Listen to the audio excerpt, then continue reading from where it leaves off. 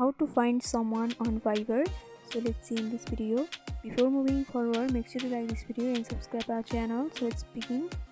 So the first thing you need to do is you have to open up your Fiverr. After that, make sure you are logged in with your account. So in order to find someone on Fiverr, you have to tap on the search bar which is in the right upper corner, and from over there you can type the number or the name of the person for whom you want to search.